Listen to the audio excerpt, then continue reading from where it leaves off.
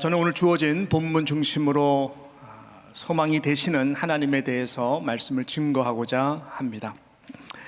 헨리 나우엔이라고 하는 영성가가 이런 말을 했습니다. 사람이 지금 여기, here and now죠. 지금 여기라고 하는 이 현재의 이 시간 속에서 행복하지 못하는 이유는 바로 이 두 가지 이유 때문이다 라고 말을 했는데요.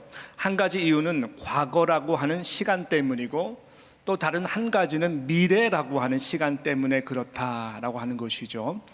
과거라고 하는 시간은 무슨 의미냐?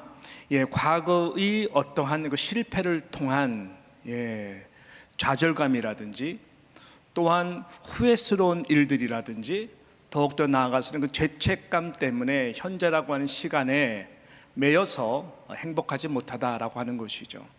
또 미래라고 하는 것은 가보지 않은 미래에 대한 두려움입니다. 두려움, 그리고 걱정, 염려 등등 때문에 현재라는 시간 속에서 우리가 행복하지 못하다라고 하는 그러한 말씀을 했는데, 참 우리가 공감이 되는 그러한 말이다 이렇게 생각을 하는 것이죠. 그런데 문제가 무엇입니까? 충분히 우리가 공감은 하지만 문제는 이 두 가지 영역, 즉 과거와 이 미래라고 하는 이 두 가지 영역은 저와 여러분의 그 통제 아래 있지 않는 영역이라고 하는 것입니다. 현재라는 시간 속에서 이것은 우리의 통제 아래 있지 않는, 말 그대로 이 out of control이라고 하죠. 우리가 통제 불능한 그러한 이 영역이라고 하는 것입니다. 과거는 이미 지나간 것이고 미래는 아직 가보지 않은 것이기 때문에 그런 것이죠. 여러분, 과거에 후회스러운 일들 우리 참 많습니다. 어떻게 하겠습니까? 타임머신을 타고 다시 그때 그 사건으로 돌아가서 이러한 현재의 아픈 결과가 있지 않도록 모든 것을 되돌릴 수 있을까요? 여러분, 이것은 불가능합니다. 미래에 대해서도 마찬가지죠. 한없이 자신 없고 두려워하고 걱정되는 거 충분히 공감되고 이해가 되지만, 여러분, 이 미래라고 하는 시간도 우리의 통제 아래 있지 않은 것입니다. 성경은 우리에게 내일을 자랑하지도 말고 내일 일을 염려하지 말라라고 이야기합니다. 왜? 내일은 우리의 손 안에 있지 않기 때문에 그런 것입니다. 하나님이 오늘 당장 나한테 와라 하면 우리는 다 두 손을 헐헐 털고 갈 수밖에 없는 이러한 나약한 인생이죠. 그래서 오늘 하루로 족해야 된다라고 예수님도 산상수훈을 통해서 지금 여기라고 하는 이 시간이 얼마나 우리에게 가장 중요한 시간인가를 말씀하셨습니다. 그래서 과거도 미래도 저와 여러분이 통제할 수 없는 우리의 영역이 아닌 것입니다. 그렇기 때문에 가장 중요한 것이 무엇일까요? 그런 것들의 영향을 받지 않는 것입니다. 그래서 지금 여기라고 하는 시간 속에서 우리가 어떤 마음과 자세로 신앙의 믿음으로 살아가느냐, 여러분, 그것이 하나님이 지금 우리에게 원하시는 것이고, 그래서 지금 이 시간이 우리에게는 중요한 것입니다. 그 자세는 다른 것이 아니라 오늘 말씀의 제목처럼 소망 되신 하나님을 지금 여기라고 하는 시간 속에서 바라보는 그 믿음의 자세가 아닌가라고 생각하는 것이죠. 자, 그런 면에서 오늘 시편 기자는 우리에게 그 소망이 되신 하나님에 대해서 찬양을 하고, 그 소망이 되신 하나님을 과거와 현재와 미래라고 하는 시간과 시제 속에서 우리들에게 잘 소개해 주고 있는 것입니다. 자, 우리 먼저 오늘 본문의 첫 구절 말씀입니다. 14절 말씀인데 시편 기자가 어떻게 고백하는지 우리 한 목소리를 크게 한번 읽어보겠습니다. 시작. 나는 항상 소망을 품고 주를 더욱 찬송하리. 한 번 더 시작. 나는 항상 소망을 품고 주를 더욱 찬송하리이다. 할렐루야. 얼마나 귀한 고백의 말씀인지 모르겠습니다. 저는 이 말씀 시편을 요즘 필사하고 또 시편을 깊이 묵상하는 거, 이 말씀에 딱 멈췄어요. 야, 참 귀한 고백이다. 지금 시편 기자는 이 과거와 미래 사이인 이 현재라고 하는 이 시간과 시제 속에 나는 항상 I always, 항상, 나는 항상이라고 한 단어를 쓰면서 지금이라는 시간에 언제나 변함없이 그 자세가 어떤 자세냐, 이 소망의 하나님을 더욱 찬송하겠다. 두 손을 늘어뜨리는 것이 아니라 두 손을 높이 들고, 오늘 우리 장로님의 기도가 참 마음에 닿았어요. 영적으로 살아있는 기도다. 흐트러진 우리의 예배자의 모습, 긴 이러한 팬데믹 상황 가운데에서 축 늘어질 수 있는 우리의 그런 자세 가운데 시편 기자와 같이 더욱 이 찬송하는 이 소망의 하나님만 붙드는 이 자세, 그것이 중요한 것입니다. 언제요? 지금 이 시간입니다. 항상, always. 자, 그럼 도대체 시편 기자는 어떤 소망을 하나님 안에서 도대체 발견했기에 이런 고백의 찬양을 우리에게 지금 증거하고 있는 것일까요? 저는 크게 두 가지로 오늘 본문 말씀을 통해서 보았습니다. 여호와 하나님의 이름과 관계된 이 두 가지 영역에서 시편 기자는 이 하나님을 내가 생각하면은 항상 더욱 찬양 올려드려야 되겠다라고 하는 것이, 이 첫 번째는 뭔가 봤더니요, 늘 나의 편이 되신 공의와 구원의 그 하나님을 소망하고 신뢰했기 때문에 찬양하는 것이다 라고 하는 것이죠. 여러분, 그 내용의 말씀이요, 바로 14절 다음인 그 소망의 하나님을 찬양하는 그 이유에 대해서 15절, 16절, 17절, 18절에 시편 기자는 이렇게 말씀하고 있습니다. 우리 17절까지만 보겠는데요, 우리 17절까지 15절, 16, 17절 우리 한번 읽어보겠습니다. 시작. 내가 측량할 수 없는 주의 공의와 구원을 내 입으로 종일 전하리이다. 16절. 내가 주 여호와의 능하신 행적을 가지고 오겠사오며 주의 공의만 전하겠나이다. 17절. 하나님이여 나를 어려서부터 교훈하셨으므로 내가 지금까지 주의 기이한 일들을 전하였나이다 라고 고백하고 있습니다. 이 시편 기자가요, 지금 이 소망을 품고 찬양할 수 있는 큰 이유에 대해서 지금 증거하고 있는데, 그 뭐냐면은 당신을 향한 이 하나님의 크고 측량할 수 없는 그 놀라운 하나님의 공의와 구원을 깨달았기 때문에 그렇습니다. 내가 측량할 수 없는 15절에 주의 공의와 구원을 내 입으로 종일 전하겠다라고 말씀합니다.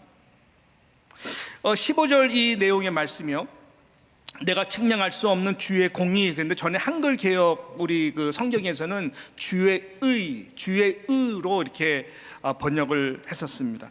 우리 그 개혁 개정에서는 지금 주의 공의라고 만든 뭐 같은 내용이죠.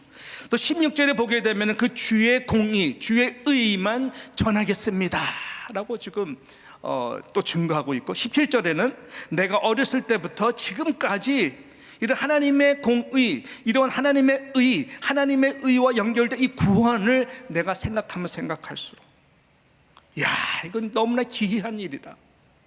기이한 일은 다른 것이 아니라 그 하나님의 공의와 이 구원을 통해서, 쉽게 말하면 내가 택함을 받은 하나님의 그 자녀로서 구원받은 하나님의 행하신 이 은혜와 놀라운 일들이 너무 많다라는 것이죠. 그 기이한 일들을 증거하고 있는 것입니다. 그래서 이 주의 공의라고 하는 이 단어는 이 구원과의 불가분 단어이거든요. 제가 설명해 드릴 텐데, 여기서 하나님의 의로 쓰여지는 이 단어는 하나님의 이름과 하나님의 속성과 아주 깊이 관련된 이 말입니다. 여호와 지두케누이죠. 여호와 하나님의 이름 중에 하나인 여호와 지두케누, 여호와 지두케누라고 이름은 굉장히 중요한 여호와를 상징하는 이름 중에 하나입니다. 여러분 많이 들어보셨을 거라고 저는 생각을 하는데, 여호와 지두케누라고 하는 이 말은 God is righteous, 하나님은 의로우시다라고 하는 이 뜻입니다. 그래서 하나님, 우리를 의롭다 여기시는 하나님이 사용될 때 여호와 지두케누라고 그러고, 또 우리의 의가 되신 주님을 얘기할 때에 여호와 지두케누라고 말을 하는 것입니다. 이 시편 기자는 지금 여호와 지두케누 대신 그 하나님의 의로 나를 택하여 내가 구원을 받은 의로운 존재가 된 것을 찬양하는 것입니다. 근데 그 결과가 뭐냐 봤더니 어렸을 때 쭉 하나님이 나의 편이 되주셨다. 하나님이 나의 편에 되어주신 그 귀한 놀라운 하나님이 나의 편이 되어주셔서 하나님의 공의와 구원으로 나를 감싸고 지금까지 인도하신 그 하나님의 놀라운 것들을 지금 소망으로 연결해서 찬양을 하고 있는 것입니다. 이 시편 기자도 저와 여러분 우리 모두도 구원을 받을 수 있는 유일한 우리의 의는 나의 의가 아니라 오직 예수 그리스도를 통해서 여호와 지두케누 하나님의 완전한 의밖에 없는 줄로 믿습니다. 이 하나님의 의로 우리를 의롭다 여기시는 하나님께서는 구원을 베풀어 주신 것입니다. 이 구원과 이 하나님의 공의의 은총은 갑자기 이루어진 것이 아니죠. 이것은 오래전 과거로부터 이미 이루어진 것이 현재라고 하는 시간 가운데 나에게 은혜로 덧입혀 주신 것입니다. 그 시편 기자는 이 하나님의 공의와 구원을 이 여호와 지두케누와 구원과 연결해 가지고 이 과거로 돌아가서 그 은혜를 선포하고 찬양을 하는 것이죠. 자, 우리가 본문은 아니었지만 이 같은 시편 71편 우리 5절과 6절을 우리 한번 좀 볼 텐데요. 자, 5절과 6절 이렇게 말씀합니다. 시작. 주 여호와여, 주는 나의 뭐예요? 소망이시여. 왜요? 내가 어릴 때부터 신뢰한 이시라. 뭐를요? 내가 모태에서부터 주를 의지하였으며 나의 어머니의 배에서부터 주께서 나를 어떻게 해요? 택하셨사오니 그 이유 때문에 나는 항상 뭐예요? 주를 찬송하리라. 얼마나 영적으로 깨어있고 깊은 고백인지 몰라요. 시편 말씀 기가 막혀요. 예. 어릴 때 아니야 더 보니까는 내 모태에 있을 때부터 하나님은 나를 아셨고 하나님은 여호와 지두케누의 의로서 나를 택하셔서 구원하셨고 내가 그런 존재구나. 사도 바울은 이 부분에서 더 과거로 가죠. 우리가 수요일날 요새 하나님의 은혜에 대해서 에베소서를 통해 가지고 은혜를 받지 않습니까? 너무너무 말로 표현할 수 없고 형용할 수 없는 이 하나님의 그 은혜라고 하는 이 엄청난 깊이와 높이와 넓이는 사람의 이 표현으로서는 너무나 한계가 있다는 것을 느끼죠. 1장 3절과 4절에 보면 찬송하리로다. 202의 단어를 통해 가지고 사도 바울이요 쫙 가장 성경에서 긴 문장을 3절서부터 쫙 쉼표 한번 찍지도 않고 그래서 찬송하는 그 이유에 대해서 다른 것이 아니라 곧 창세전에 우리를 택하사. 창세전에 택하셨대요. 창세전에.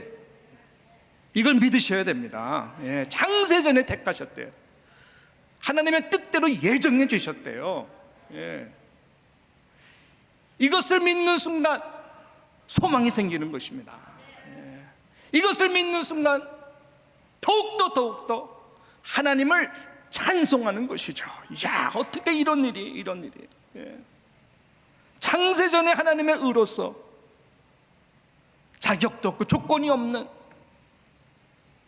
그러한 우리를 택하셔서 구원의 은총을 전적으로 하나님이 베풀어 주셨다는. 그래서 하나님은 우리의 삶 가운데 가만히 돌아보니까 이 은혜를 입은 자 완전히 편이 되어 주셔가지고 그 공의와 구원으로 감싸 주셨다고 하는 것이죠. 지금 우리가 좀 말씀 깊이 좀 봐야 되는데요. 이 시편 기자는 지금이라고 하는 이 현재 시간 속에서 이 소망의 찬송이 도저히 나올 수가 없는, 항상 누누이 시편 말씀이 그런 것을 많이 표현하지만, 그래서 이 하나님의 말씀을 기록한 거 아니겠습니까? 우리에게 이 소망의 하나님을 바라보라고. 크게 두 가지 이유를 보면서 참 이 소망으로 찬송할 수가 없는데 라고 우리는 생각할 수가 있는데, 두 가지 있는데, 첫 번째는 뭐냐면 지금 시편 기자는 생명의 위협을 그 어느 시간대보다 느끼고 쫓기고 있는 상황입니다.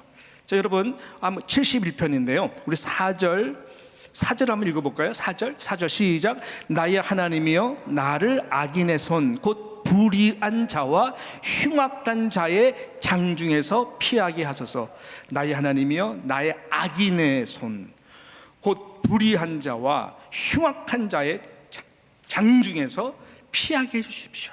이게 지금 절박한 상황이에요. 너무나 불의의 악당들, 흉악한 자들, 저게 인간이야. 어떻게 나를 배신할 수가 있어. 등에 칼을 꼽는 자들로부터 피해달라고 하는 것이죠. 자, 보세요. 10절과 11절입니다. 같은 시편 71편 10절과 11절 시작. 내 원수들이 내게 대하여 말하며 뭐라 그래요? 내 영혼을 엿보는 자들이 서로 꾀하여 이르기를 하나님이 그를 버렸은즉 따라잡으라 건질 자가 없다 하오니. 어떠한 상황인지 좀 감이 잡히지 않습니까? 하나님이 저 버렸다. 따라잡아서 죽여버려라. 죽일 수 있다. 이렇게 완전히 대세가 지금 바뀐 상황인데요. 이 두 번째, 이 소망이 지금 소망을 가지고 하나님 앞에 찬송할 수 없는 이 상황이라는 것은 이 시편 기자의 시기 때문에. 시기라는 것은 질투가 아니라 그 타이밍, 완전 노년에 쓴 시거든요. 이게 노년. 그래서 많은 성경학자 이 시편 노년 시기에 쓰여진 시. 그래서 더 이상 도망갈 기력이 없는 그러한 상태라고 하는 것입니다. 그러니까 소망이 더 없는 것이죠. 뭐 힘이 있어야 도망을 가죠. 두 다리에 힘이 있어야 도망을 가죠. 근데 도저히 몸이 새해서 노년이라서 도망가. 차라리 그냥 죽었으면 좋겠다. 뭐 이 나이에 살아서 뭐야 라고 할 수 있는 그러한 시기다라고 하는 것입니다. 그래서 시편 기자의 지금 우리 성경에 보게 되면 누가 쓴 시다라고 안 나오거든요. 그래서 많은 성경학자들은 이 시는 그래서 다윗이 쓰었다. 어떤 문체라든지 모든 그 시대적 배경을 보게 되면은 바로 다윗이 우리 여러분 잘 아시는 대로 아들 압살롬에 의해서 지금 도망갈 때 압살롬이 완전히 다 마음들을 사로잡아가지고 다 장악하고 아버지의 칼을 꼽고 그를 따르던 신복들까지 다 마음을 사서 오히려 아버지를 죽이라고 하는, 그 다윗이 얼굴을 가리고 지금 맨발로 도망 나올 수밖에 없는 그 상황에서 쓴 시가 바로 이 시다라고들 이야기를 하는 것이죠. 우리는 그 근거를 어디서 찾아보냐면 구약 헬라어 역본인 이 72역 성경에 보게 되면은 이 시편 71편 이 말씀에 대한 표제가 짧게 나와 있습니다. 그것을 근거로 많은 성경학자들이 이야기하는데 어떻게 말을 하냐면 첫 번째, 포로 되어 갔던 요나답 자손들에 의해 불려진 다윗의 시, 이렇게 표제가 되어 있어요. 다시요. 첫 번째, 포로되어 갔던 요나답 자손들에 의해 불려진, 노래하다 불러진 다윗의 시다라고 써 있습니다. 그래서 다윗이 쓴 시편 시가 맞습니다. 그럼 이 시편은 언제 누가 이 시편을 가장 부르면서 썼느냐? 이 말씀 그대로, 표제 그대로 포로로 잡혀가서 이방 땅에서 가장 서럽고 소망이 없어 보이는 바로 그때, 바벨론 강가에서 우리로 노래 부르라 조롱당하던 바로 그때, 기가 막힌 상황 속에서 저희들이, 이 요나답 자손들이 늘 소망을 가지고 더욱더 항상 두 손을 늘어뜨리는 것이 아니라 두 손을 높이 들고 여호와 하나님을 다윗과 같은 심정으로 저희들이 찬송했다고 하는 것입니다. 왜?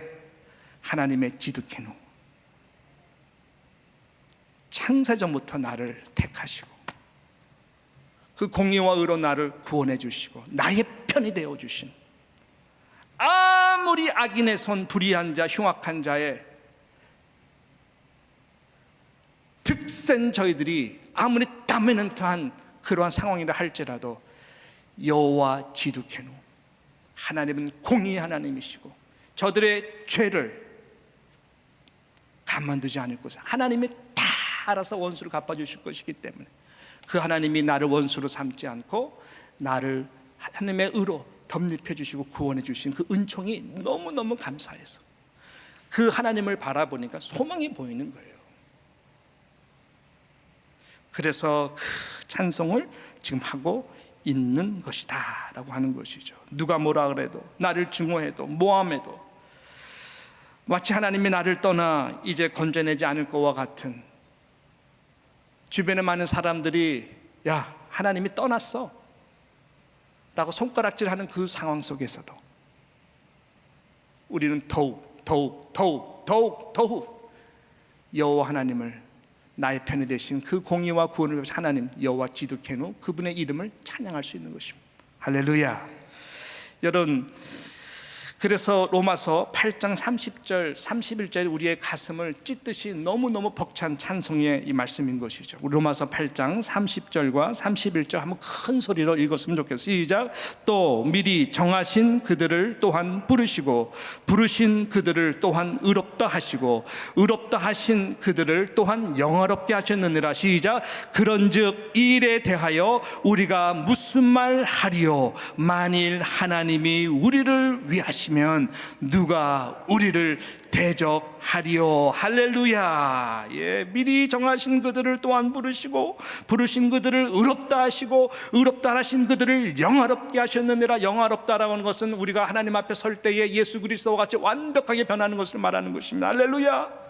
이런 일에 대해서 우리가 무슨 말하리요? If God is for us, who can be against us? 하나님이 우리를 위하시면 누가 우리를 대적하겠느냐? 도살할 양같이 우리가 끌려가고 비참하게 사자의 밥이 된다 할지라도 여호와 하나님 예수 그리스도, 그분의 공의와 구원의 사랑에서 그 누구도 끊을 수 없는 이 소망의 찬송을 저희들은 콜로시움에서 사자의 밥이 되어 죽는 그 순간에도 이 소망의 찬송을 부르며 그들은 하나님 앞에 나아갔던 것입니다. 여러분, 이것이 우리 기독교인의 신앙입니다. 찬송하세요. 소망의 찬송을 하세요.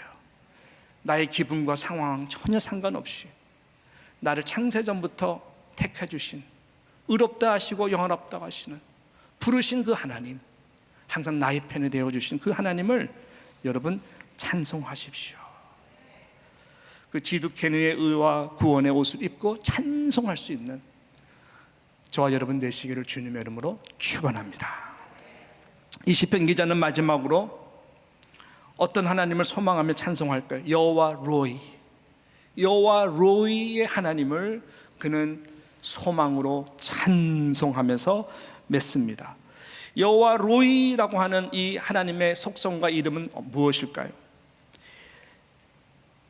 여호와는 나를 돌아보시는 분, 돌보시는 분, 여호와를 나를 인도해 주는 분.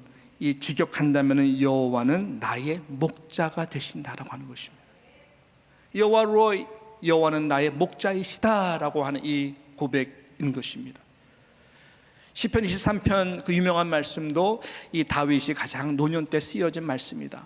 한 인생을 쭉 그가 돌아보니까요, 그가 고백할 수 있는 것, 죽음의 계곡 골짜기를 다 다닌다 할지라도 가만 봤더니 여호와 하나님의 로이였습니다. 여호와 하나님이 나의 목자장이 되어 주셔서 여호와는 나의 목자시니 내가 부족함이 없으리로다. 이 세상에 부족함이 없는 사람이 어디 있을까요? 항상 모자르죠. 항상 부족하죠. 그래서 미래에 대해서는 걱정할 수밖에 없죠. 그렇지만은 여호와 하나님이 나의 로이, 여호와 하나님이 나의 목자장이 되신 것을 정말로 믿으면 다윗의 고백과 같이 내 잔이 넘치나이다, 내가 부족함이 없습니다 라고 고백할 수 있는 것이죠. 다윗은 그 누구보다도 이 여호와 하나님이 여호와의 로이가 되는 것을 그 누구보다도 정말 심정으로 잘 알았던 자였습니다. 그래서 어쩌면은 그래서 나의 마음에 합한 자, 여호와 로이, 어렸을 때부터 어린 목동으로서 양을 쳤거든요.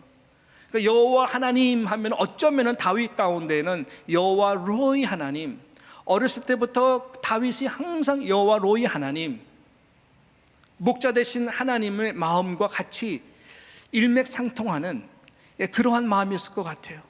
그 양들을 바라보며 정말 어떻게 하면 양들을 잘 보호할 수 있을까? 때로는 사자, 때로는 곰, 때로는 그러한 들짐승들이 양을 해치려고 할 때에 그가 어떻게 양을 보호하고, 또한 어디가 가장 푸른 초장인가 쉴 만한 곳에 인도해서 눕도록 하고, 지치지 않도록 하고, 최대한으로 물을 먹이고, 그렇게 목자로서 그 양들을 보호하고 인도하는 그 여호와 로이, 그 로이의 스피릿을 그가 어렸을 때부터 습득하면서 그가 깨달은 것은, 여호와 하나님이 바로 이 로이의 하나님이시구나.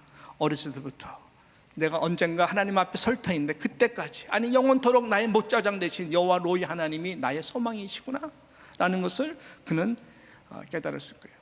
다윗만큼 전쟁에 나가서 싸움을 많이 한 자가 성경에 없습니다. 여호수아보다 더 많이 싸움을 한 사람이 누구냐? 다윗이에요. 나중에 노년에도 성전 짓기 위해서 동서남북 종행하면서 싸워서 백전백승 다 했습니다. 조공을 바치는 그거 가지고 정말 여호와 전을 만들기 위해서 그는 모든 것을, 싸움은 싸움이죠. 그런데도 그 모든 상황 가운데에 당신을 건져내시고 함께 해주시고 인도해 주신 분이 누구냐? 바로 여호와 로이, 그 목자장 되신 하나님이시다.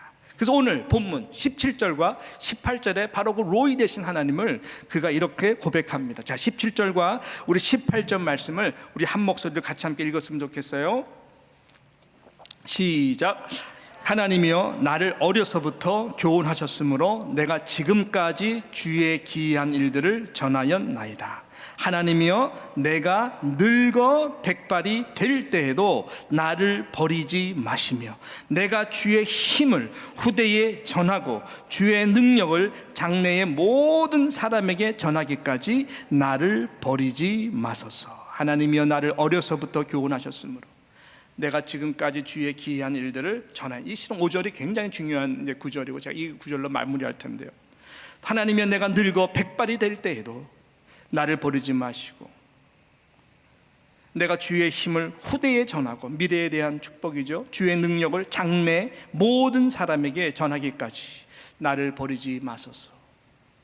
창세전부터 시작하셨던 하나님의 이 여호와 지두케누 공의와 구원, 또 여호와 로이 하나님께서 지금이라고 하는 시간과 앞으로 미래라고 하는 시간 가운데에 목자장이 되어주셔서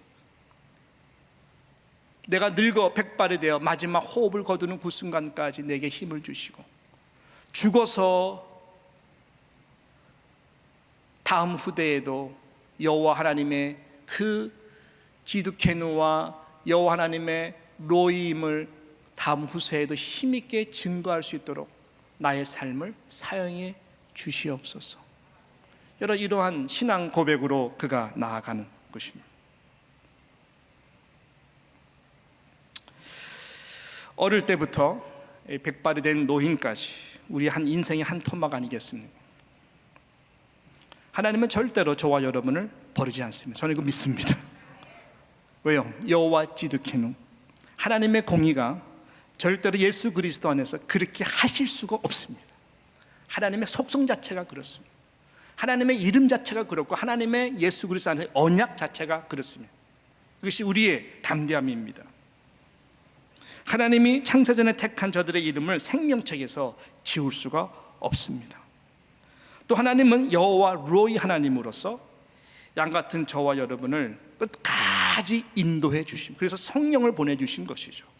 여호와의 집에 영원토록 거할 수 있도록 하나님은 끝까지 저와 여러분을 여호와 로이 하나님으로서 우리를 인도해 주실 것입니다. 이 소망이 있는 자는 하나님 아버지가 그래서 소망임을 더욱더 소망이 필요한 바로 그 지금 여기라고 하는 시간 가운데에 두 손 높이 들고 찬양할 수가 있는 것이죠. 할렐루야. 저는 말씀을 이제 맺습니다. 제가 얼마 전에 한 유튜브를 보았어요. 100세가 넘으셨죠. 기가 막힙니다. 100세가 넘으심에도 불구하고 여전히 이 강연과 이 배움을 끊임없이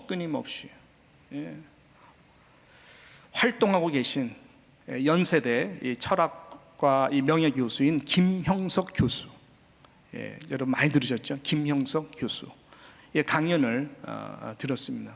그는 크리스천입니다. 주제는 뭐냐면 100년을 살다 보니, 100년을 살다 보니라고 하는 이 주제를 가지고 강연을 하신 내용을 제가 깊이 좀 들었어요. 그분은 그래서 이제 100년을 살면서 또 워낙 존경받는 분이니까 그 인생에 대해서 많이 물어보고 이렇게 답을 하고 이제 그러지 않습니까? 그래서 그는 크게 인생을 이제 어렸을 때부터 늙기까지 이 세 단계로 이제 보시더라고요. 세 단계. 이제 세 토막으로 보시는데 30세까지, 태어나 30세까지는 쉽게 말하면 교육, education, 교육을 통해 배우는 시간이다. 배우는 시간이다. 그때까지는 참 배우는 시간이고 배워야 된다. 이 배움에 행복이 있어야 되고 보람이 있어야 된다. 그 다음에 60세까지죠. 이 30세부터 60세까지 두 번째 단계 이 토막의 인생은 쉽게 우리가 말하면은 이 직장, 배운 것을 가지고 또 받은 은사를 잘 발견해서 직장을 통해서 삶의 터와 기반을 이제 다져가는 시간. 60세까지 그렇게 보는 것이죠.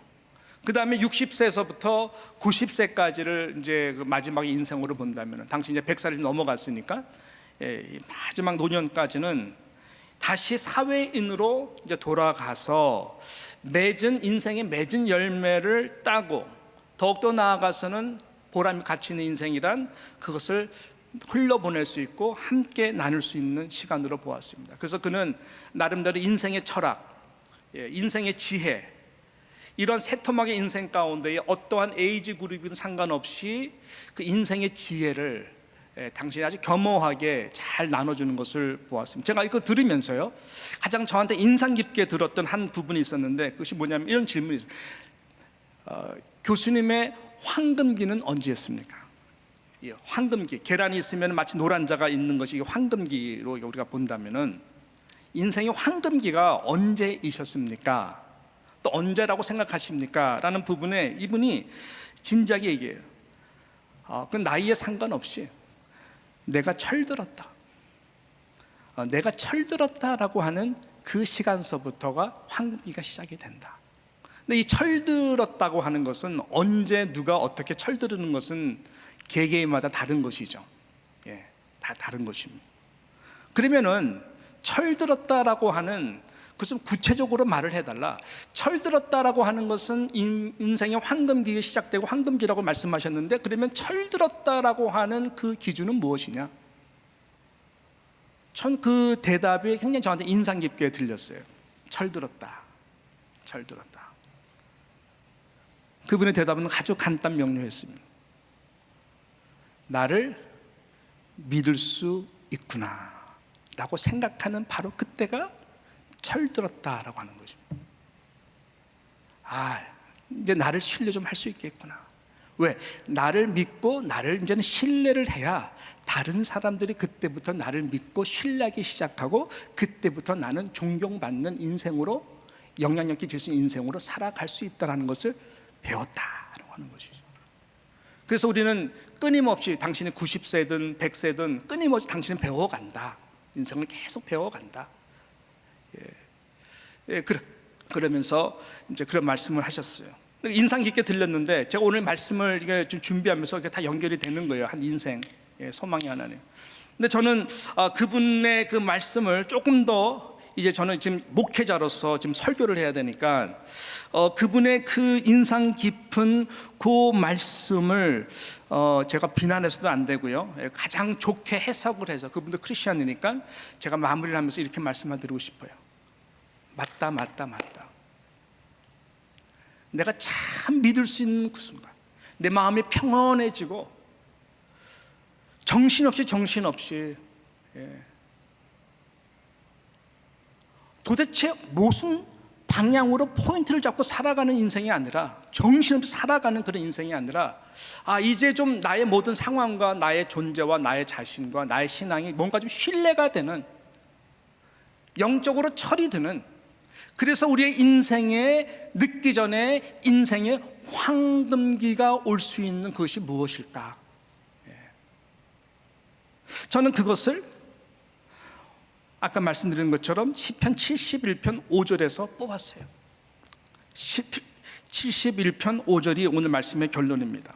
우리 같이 함께 다시 한번 71편 5절을 읽습니다. 시작. 주 여호와여, 주는 나의 뭐요? 소망. 왜? 내가 어릴 때부터 신뢰한 이시니라.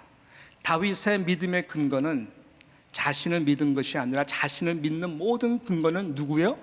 바로 여호와 하나님, 그분의 지두케눔, 그리고 그분의 로이, 공의와 구원으로서 창세전부터 나와 함께 하시고 모태부터 나와 함께 하시고 그 하나님 나의 편이 되어 주셨다는 것.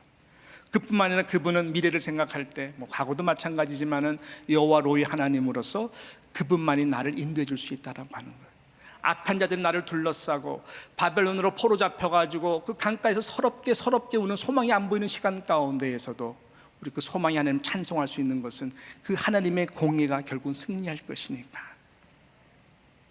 그들은 심판이요 나는 구원으로서 영원히 그 하나님을 더욱더 우리가 하나님 앞에 서는 그날 여호와 하나님의 지두케누, 그 하나님의 의와 하나님의 공의와 나를 지금까지 인도해 주시고 지금 이 자리에 있게 해주신 여호와 로이, 영원한 나의 목자장이 되어 주시고 영원히 여호와의 집에 거할 그날을 바라보기 때문에 우리는 더욱더 항상 그 소망의 하나님을 신뢰하여 찬송할 수 있게 되는 거죠. 바로 그때가 저와 여러분의 신앙의 전성기, 바로 그때가 저와 여러분의 신앙의 황금기가 시작이 될 줄로 믿습니다. 저는 그것이 바로 오늘 이 시간부터 여호와 하나님의 그 선하심, 여호와 하나님의 그 소망되심을 우리가 함께 찬양하고 나아갈 길을 주님의 이름으로 축원합니다.